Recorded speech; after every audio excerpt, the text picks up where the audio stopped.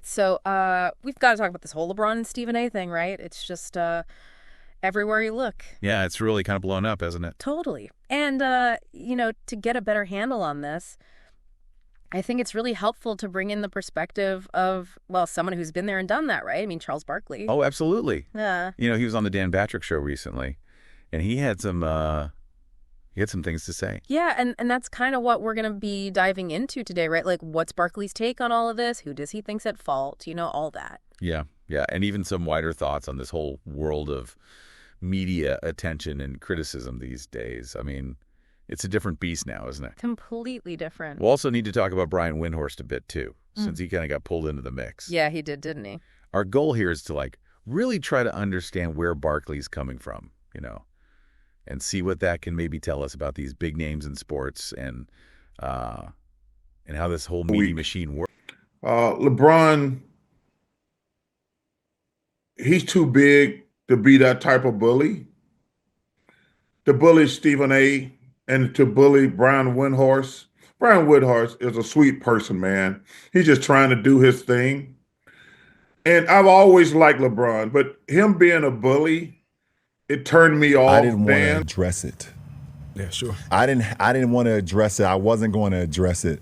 But since the video came out, I feel the need to address it. Hey, on fire. You? What Are you kidding me? If there's one person that couldn't wait to the video to drop so you could address it, it's your ass. Like, seriously, it's... Because I have you number two at all times. Do I have to have ESPN and First Take put up the ticker tape right now and say, yo, could you put that up there, please? Great father, great husband, great philanthropist, great businessman, great director, great producer, great host, great basketball player, great leader. I mean, my God, I have done everything but put diapers and a bib on this brother. But it ain't enough. Because one thing matters to him and one thing only, and that's him being recognized as the greatest of all times. So let's just dive right in. Barkley just comes right out and says that LeBron James and Stephen A. both had a terrible week. No beating around the bush, right? Just straight to the point. What'd you make of that? Yeah, it's pretty blunt, isn't it? I think for us, it's important to understand why he says that. He doesn't just leave it at that, right? He goes on to explain why he thinks that and who he thinks is more responsible, And when it comes to LeBron, Barkley doesn't hold back. He straight up calls his behavior toward Stephen A. and really Brian Windhorst too, bullying. That's a pretty serious word, right? Bullying. Oh, absolutely. And I think it's interesting how Barkley kind of singles out LeBron's treatment of Brian Windhorst, right? Yeah, he does. He even describes Windhorst as a sweet person who's just trying to do his thing, I think for me, that kind of underscores why LeBron's actions here really seem to bother Barkley. He clearly has a lot of respect for Windhorst, so to see him get dragged into this whole mess must have rubbed him the wrong way.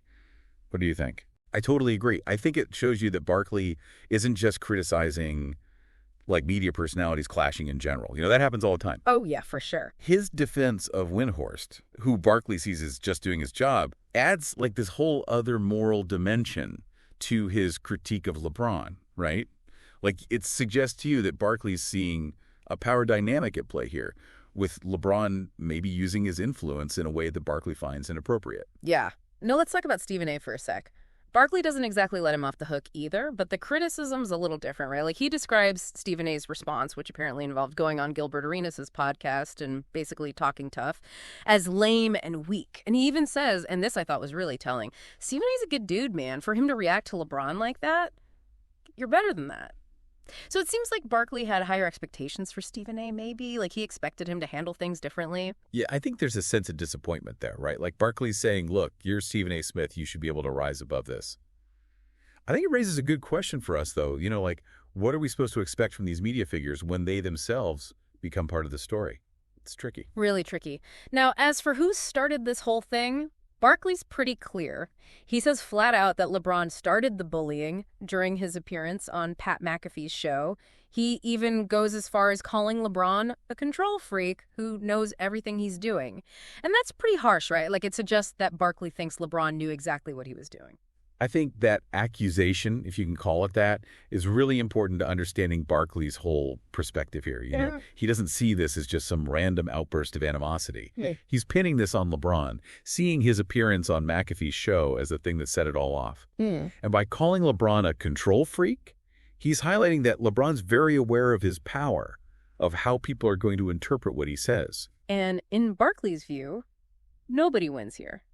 He says the only winners are the losers, and that includes sports media as a whole.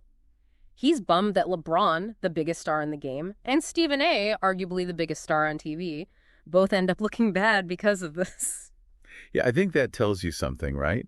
About how Barkley views the media and how it should function. Yeah. He's been a part of both worlds, playing the game and then becoming a media figure.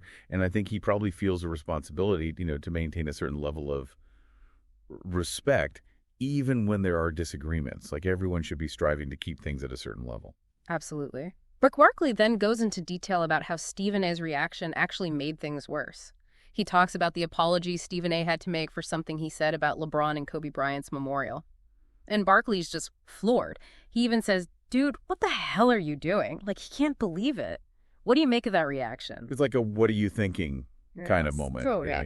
And I think it highlights just how ridiculous the whole thing has become. Like the apology about the memorial takes the focus away from the original argument and puts it onto something way more serious and sensitive. And to me, Barkley's reaction shows that he thinks this was a huge mistake on Stephen A's part, so that it just made things worse.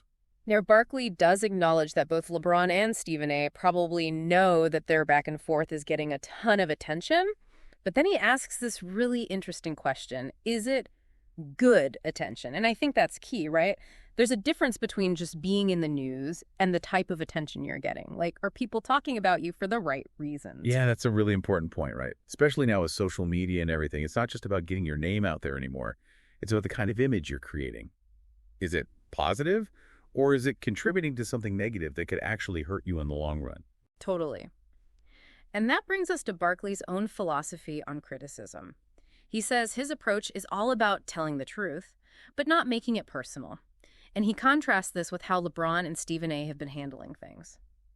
So for Barkley, there's a clear line between criticizing someone's game or their actions and just getting into personal feuds that have nothing to do with the issue at hand.